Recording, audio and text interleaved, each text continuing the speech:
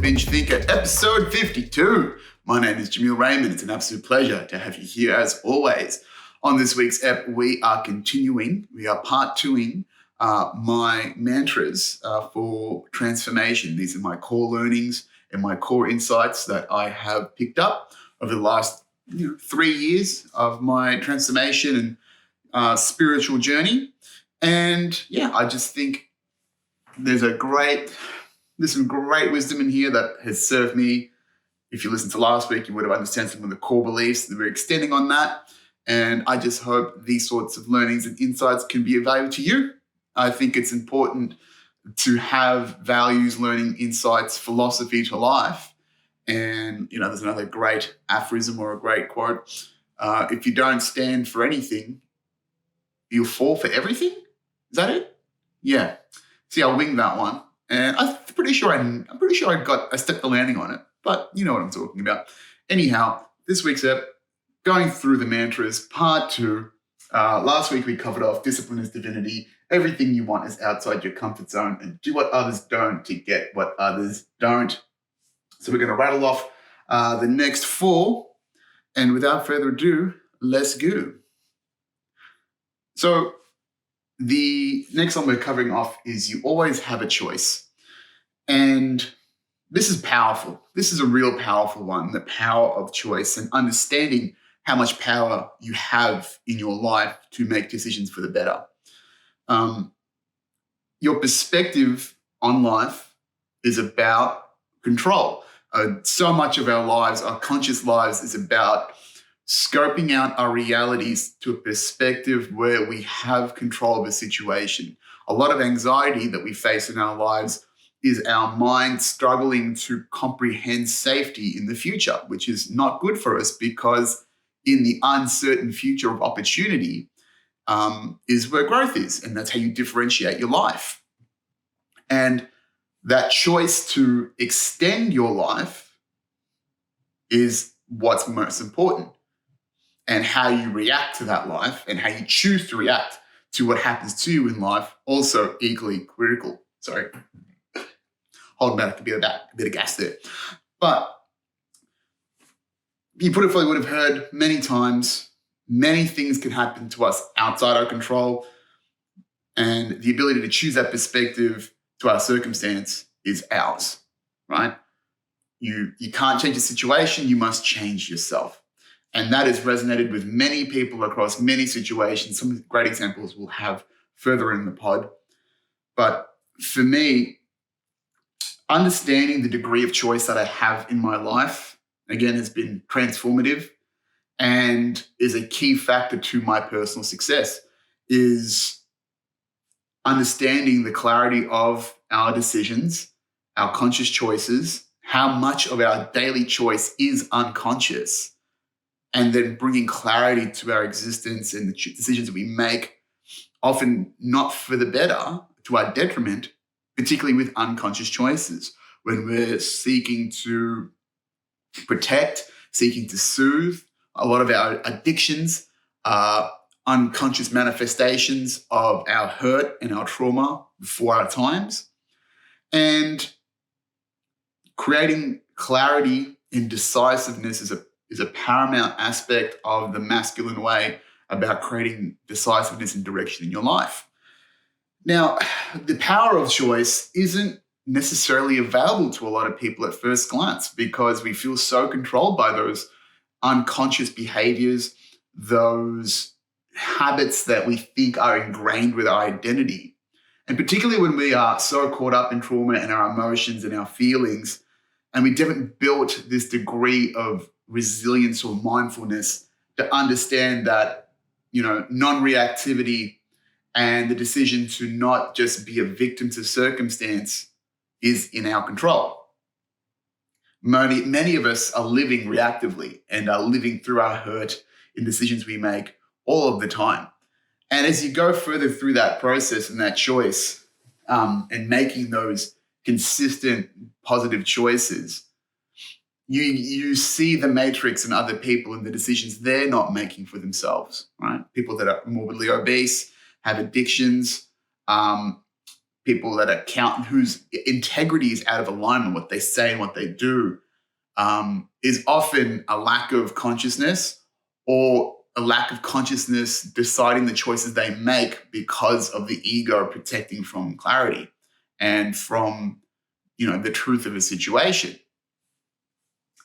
But the ability to choose our better options in the face of hurt, in the face of discomfort, is one of the most powerful tools we have as humans and just in humanity in general.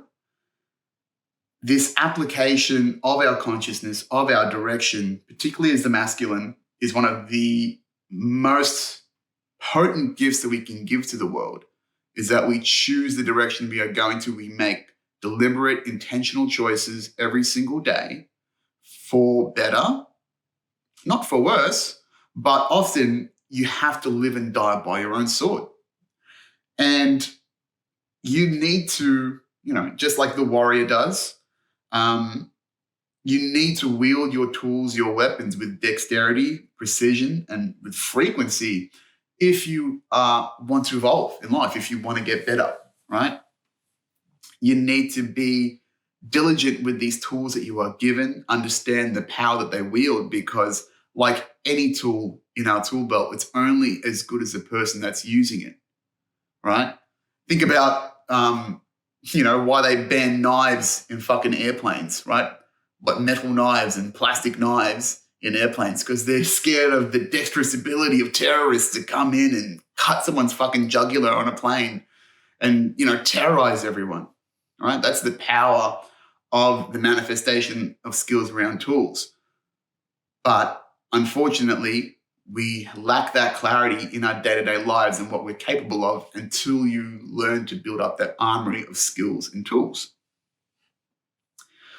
Last week, we talked about the quote, man cannot remake himself without suffering, for he is both the marble and the sculptor.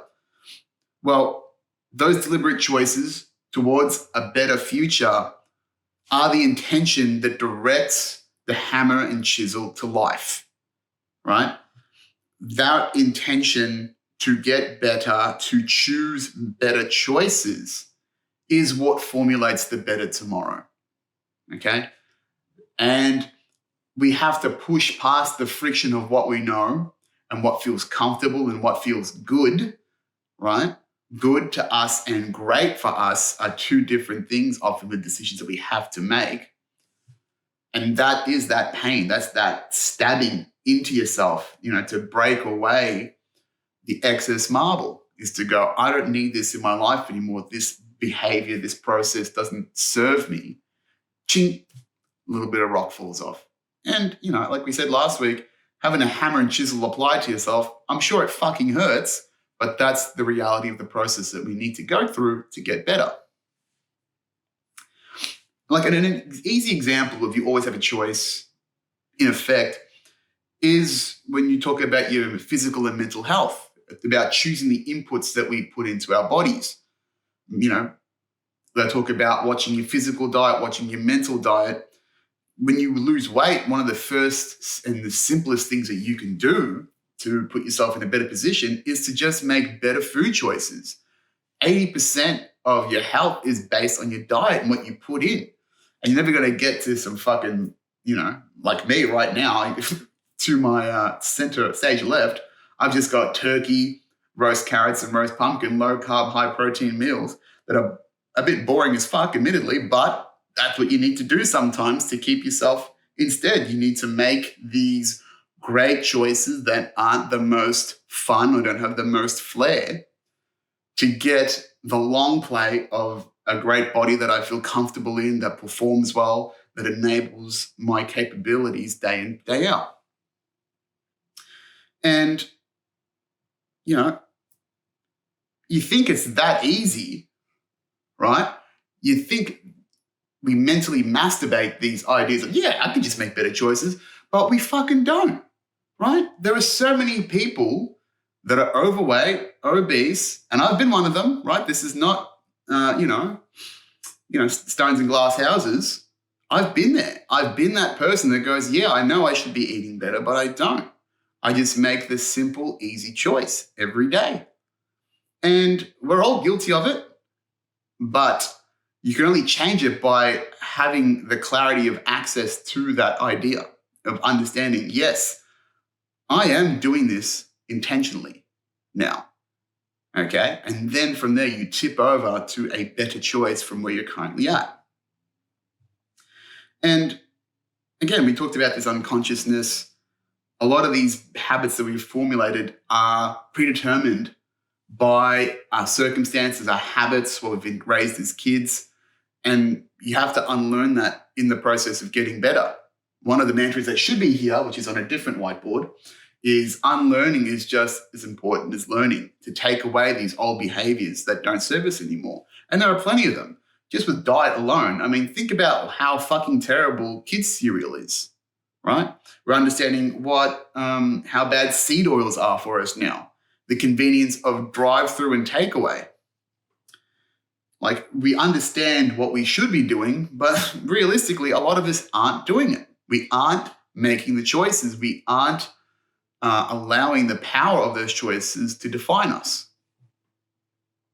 To take this a step further, I really had to hammer this into myself to get into the depths of performance, of getting really fucking shredded. When I was dieting down, this is almost 2 years ago now, when I was getting real fucking lean, I'm talking like fitness model lean, 8.5% body fat, I was eating the same fucking chicken and Greek salad all day for 3-4 weeks, just trying to shred down and fucking just get as lean as I could just to see where I could take myself. And it was tough.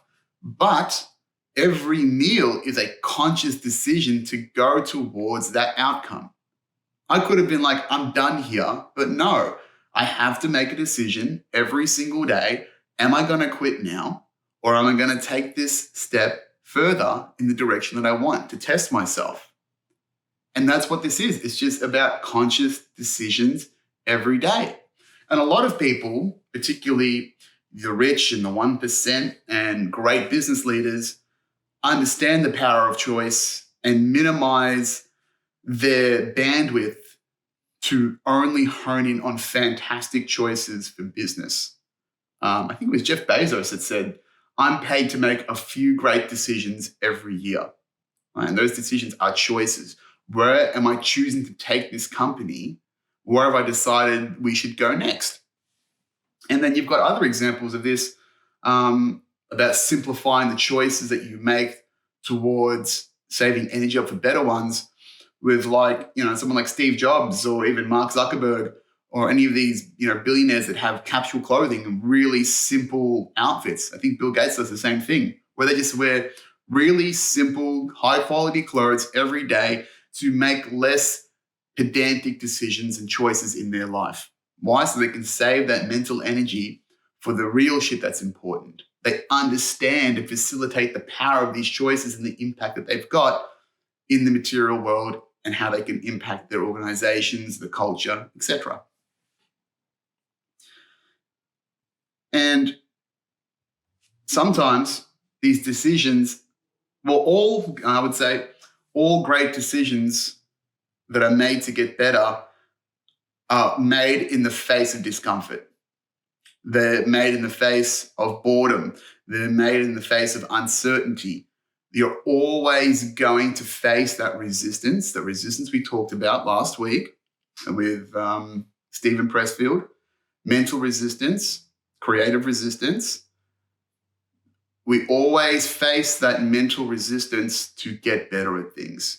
Because if it was easy, we would all make the right decisions, but it's not. And it is just this little pinwheeling or this, this stalling of the brain shifting into gear whilst we make decisions with the mind that the brain is not used to, right?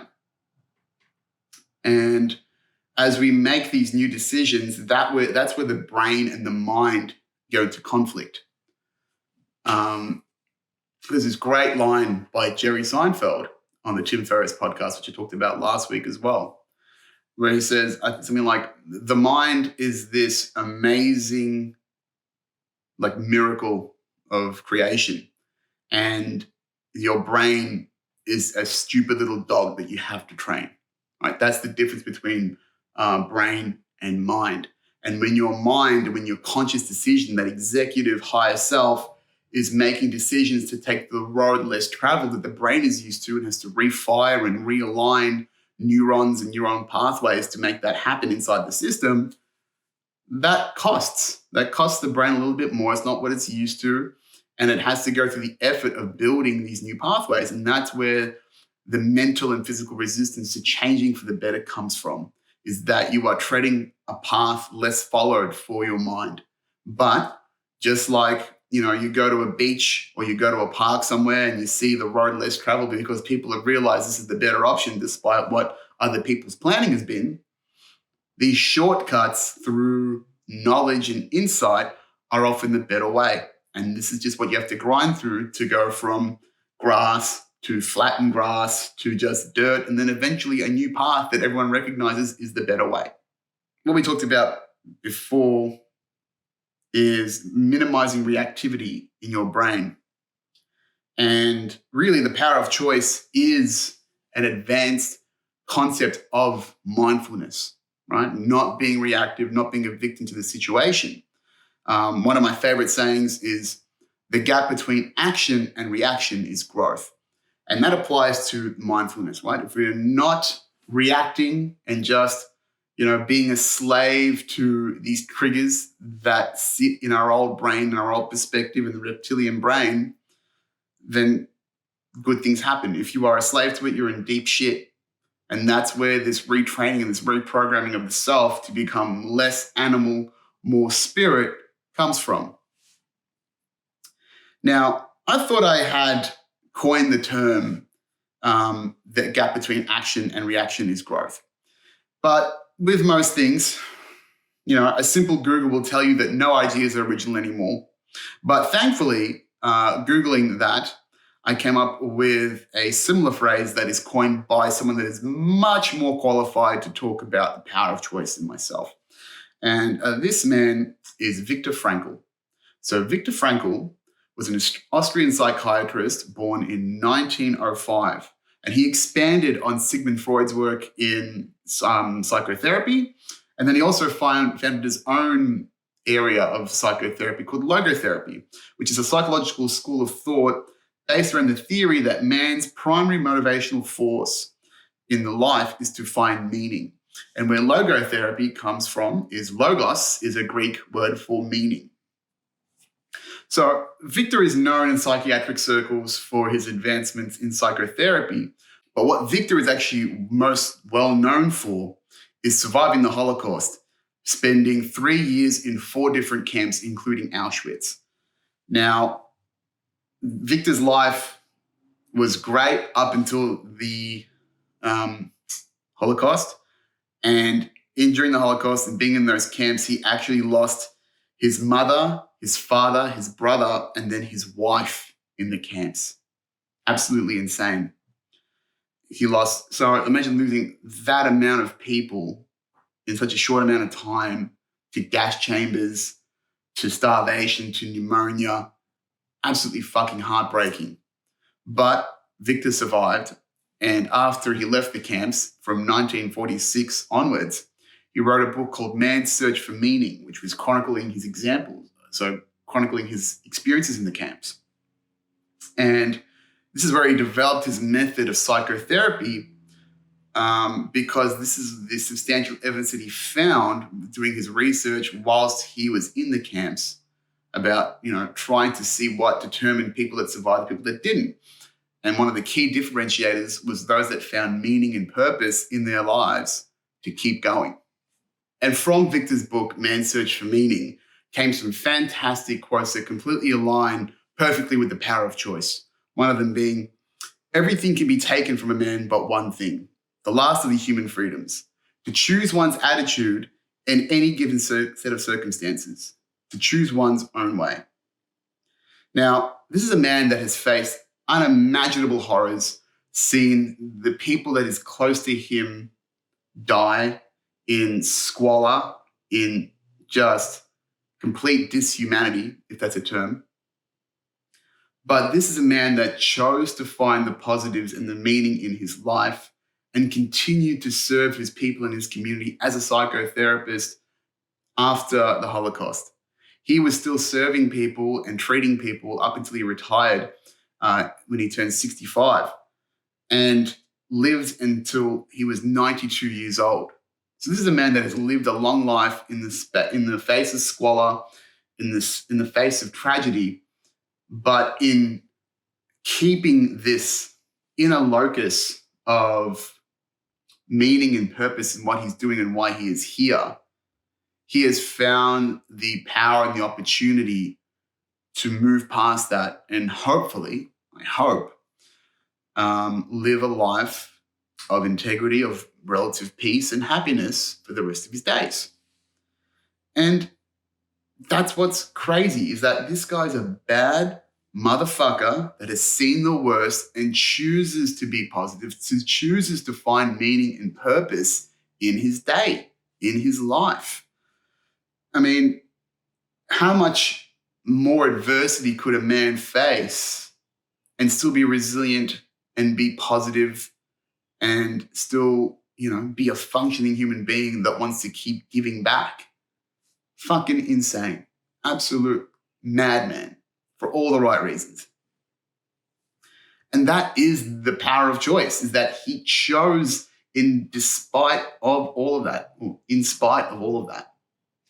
is that you have that choice. He recognized it and he applied it every single day. You have to have applied it every single day to know that you have meaning and purpose and you have the choice to choose how you react to your circumstance and move forward from it. Here's another great quote about the power of choice. He goes, "When we are no longer able to change a situation, we are challenged to change ourselves." Right? Again, the power of choice. When you can't control things, you have to change yourself. And he understood that. He couldn't fucking change the Holocaust. He couldn't change being in a camp for 3 years. He can't change the life and well-being of his parents and his wife. But in spite of all of that, he chooses to see life. He chooses to see, positivity, and he chooses to look forward. And again, extremely powerful. Powerful, powerful shit.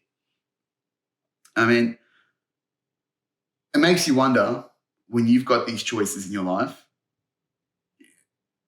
for whatever reason it is, and you're hemming and you're hawing, you're going, can I really do more about this? Can something be done? What can I do to impact this? Is this just happening for the sake of me and it's just my problem? Think of Viktor. Think of a man that has lived some of the most unimaginable horrors in recent human history and chooses to be positive, chooses life, and chooses to keep serving. Think about Viktor and think about how much power he has to keep going in the face of all he's done. And I find that really inspirational and really resonates deeply with the power of choice. You always have the choice. Maybe things won't get better now, but you can choose to make them better later, right? Things can happen to you that you can't control, but you have the choice to react to it. How will you react with your perspective? Will you find the positive in it or will you find the negative into it? That is entirely up to you. And sometimes people are afraid of wielding their own power because they've never been taught how to, or it's never been reinforced that they actually can to begin with. And that's what a lot of the self-improvement journey is. It's understanding and empowering the self. So the next mantra is go slow, but do not stop. Now, again, thought I coined this one. Again, a quick Google will tell you I'm not the first one to think of it. But isn't that just the beauty of truth? That no matter how old the adage is or how old and how powerful the truth is, it will resonate, it will find its way through people, it will cycle, right? It's almost indestructible when truth really exists. Amazing. And for me, this mantra, go slow but do not stop, is a question and a lesson in patience. I have not been a patient person. I have taken many shortcuts. I do get anxiety about things not being done quick enough. So teaching myself and reinforcing patience, the journey, is a real critical lesson for me in life. And, there's only so many times that getting caught out looking for the shortcut and looking for, the quick win has just beat me over the head karmically, right? So many times when it comes to sometimes, stealing or nothing major, just, petty shit and being busted for stealing when I was 20. Being, trying to take testosterone to get juiced up faster, get stronger faster, fucked me up. So this has really been about ingraining patience, and it doesn't matter how slow the process is if you keep it in your mind and if you keep taking small baby steps, 1% better every day, as a lot of people say. Maybe it can't be 1% every day. Maybe it's 0.5%. Maybe it's 0.01%. But keeping that intent, that consistency, no matter how small the movement, is powerful to maintain that momentum. To go from 0 to 1 is always the hardest step, right? To go from completely stalled out and be within like a state of entropy to actually shifting that energy into momentum, it's tough, right? Everyone says the first step is always the hardest. So even if you have to slow things down, as long as you keep that momentum in some way or form, you keep that idea, that vision alive in your head, you're still good to go, right? It will still happen. There are so many rhythms to life, right? The rhythm and flow to life that we need to respect, right? This spectrum of coming and going, everything exists on a spectrum in reality that we do not respect all the time. It's all about go, go, go, instead of respecting the need for rest or respecting that there is a season that you're not supposed to harvest from, right? Like we see these examples in our lives all the time. Look at nature. Look at the sun and the moon. Look at the seasons that we've got. There are times to be doing certain things. And right now, when we're faced into winter here in Australia, now is not the time to be just going out and, you can't be harvesting anything because the dirt and the harvest is fallow right now. There's nothing to grab. You got to slow down. So the challenge for me when I had this mantra and had to teach it to myself was about when I started the transformation, March 2020, and I had to challenge myself to be radically slow. And radically slow for me was just shutting the fuck up and listening to my diet coach, Nikita, for 3 months and going, all right, you're not going to be fucking shredded in a couple of weeks like everyone says, or, you don't have I never had the tenacity to commit to a 12-week challenge or put that much effort and consistency into myself one day at a time. So that was the first initial challenge, is like, all right, 3 to 4 months, I'm just going to shut my brain up and just listen to this guy and see out the 90 days.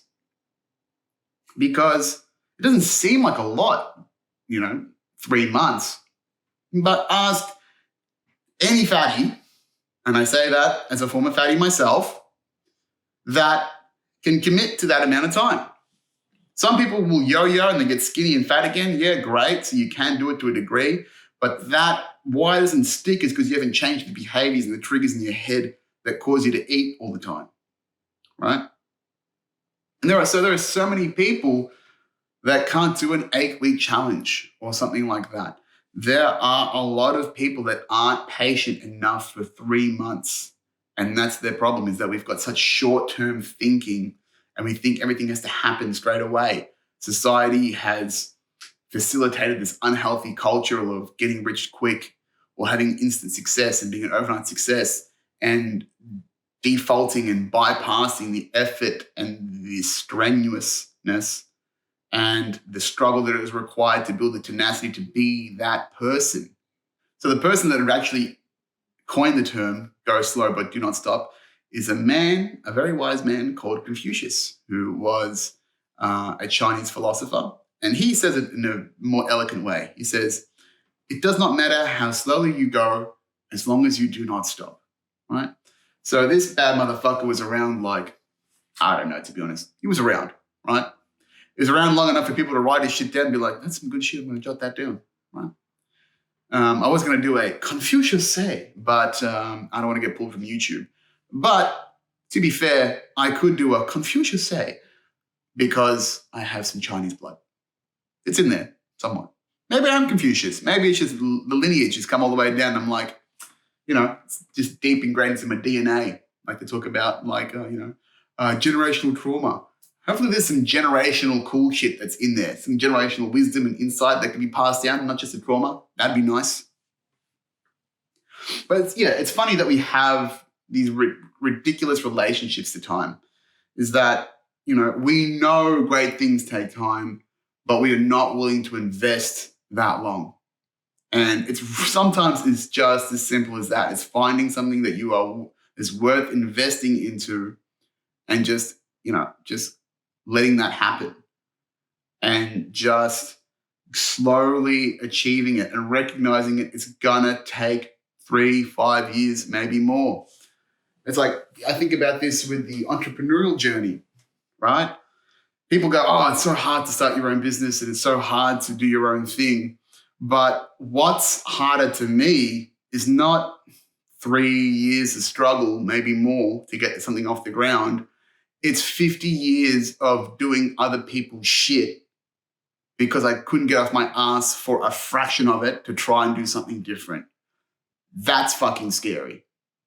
And that is what we mean by, even if it's just slow, but eventually that road will divert away from the humdrum or, the default state or the matrix or whatever one wants to call it.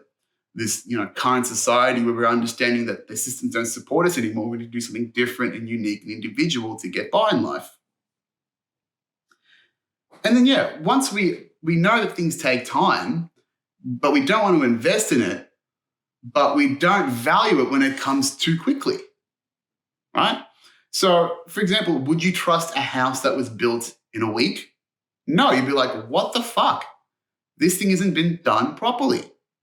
Why would I trust this thing to be structurally sound? But then we expect the same stuff of people that win the fucking lottery, people that have been, poor their entire lives or middle class and don't really know how to manage their money properly because there's no financial education. And then you just give them a fuck ton of money and they expect them to be good with what they know financially for the rest of their lives. Absolutely not. And that's what I mean. It's like there's just this, I don't know if it's hypocrisy, but it's just a misalignment of integrity. And that's what a lot of people have, right? Keeping your integrity extremely important, understanding how valuable that is, not just to others, but to yourself. And which is another one on the different whiteboard, which is integrity above all, is again, just understanding and having the integrity to say, hey, I'm impatient. And this self-realization doesn't make you a worse person. It actually makes you a better person because you've become consciously aware of it. And that is in maintenance and in alignment of your integrity of understanding, I'm not great at this. I'm not I'm not good. And identifying that is the integrity itself. It's potent stuff. So in summary there, go slow, but do not stop. Take your time. Great things take time. Rome wasn't built in a day, right? It's not about the little emotional, sad things you feel from day to day and all the reactivity. It is about building up all of the, the 1%ers that compound over time, right? Everything comes in compounding with effort over time. And you won't see it today, but you'll see it in a few more tomorrows. The second last one we've got here is you have no reason to fail. Now, I'll be honest, I don't know if this one, there are reasons to fail, I think. I've been sort of going back and forth on this one. It's probably the shakiest of the mantras. And the reason why, well, let's talk about how I got to this point in the first place, is maybe one of the better mantras or aphorisms is you either win or you learn, right? So everything is a lesson, everything is feedback, everything is an opportunity to gain, right?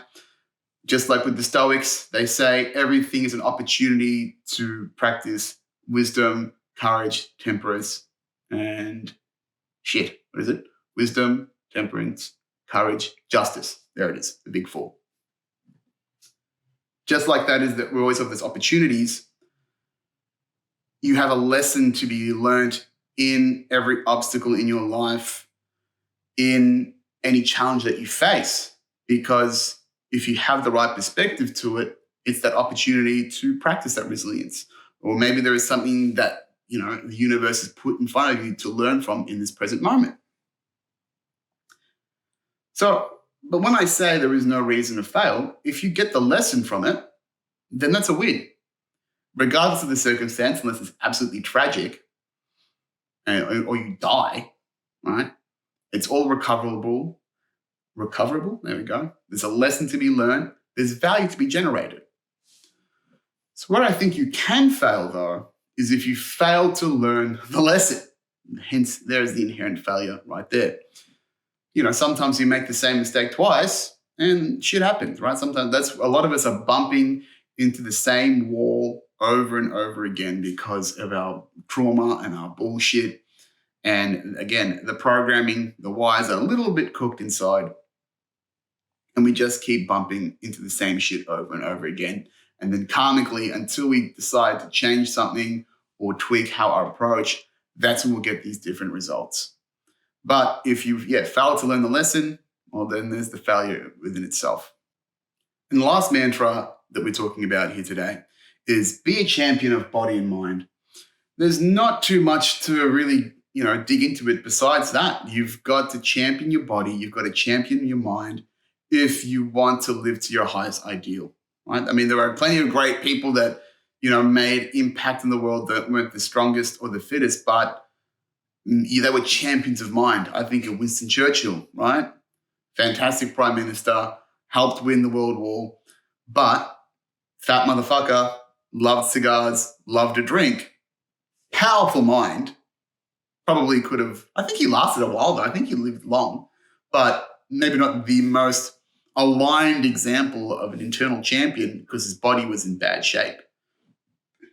What I found for me personally is that I wouldn't say my mind is fragile, but there is certainly a lot of dependencies for my capacity to be abundant in my thinking and, try and build something unique that I think is in alignment with a higher self without having the framework of discipline and having my mind right and my body right by treating it right. Exercise, diet, sleep, all of these important examples that formulate holistic health, which we talked about here, is about having, your physical, mental, and your spiritual systems all aligned. Another different example that would be in the other whiteboard is being the example, right? If you want to be a leader, you want to be a powerful leader, leads from the front, a spiritual leader, you have to operate in alignment. So you need to be walking your talk and you need to be putting your best foot forward first so others can follow suit. So when it comes to championing what I do in my life, I first have to champion myself, my body, my mind, my capabilities to keep doing what I want to do in this great, unyielding, ever-winding puzzle of life. Yeah, and that's really it, guys. Those are my core philosophies. That's it for this episode. Thank you very much for being a part of it. Hope this serves you in some way as well. I will announce the winner of the mailing list competition next week because I realize I'm recording this on the Saturday, which is the last day to enter. So if you're listening to this now, it's too late to join the mailing list. But you can still always join the mailing list, of course, but you don't get potentially winning the prize for waking up for 1 year, unfortunately. But hey, join the mailing list. It's in my website. It's on my link tree. Again, you'll be getting great little insights like this, little philosophies, all my health hacks, transformation tools in your inbox sometime soon. Yes, things that I think will serve you for life, and I'm very excited about it. Folks, that's the podcast for this week. Thank you very much for being here as always. Give this shit a share on the YouTubes. Comment, love, share, subscribe, all that stuff. Spread the good word. And yeah, I will see you again next week. Ciao for now.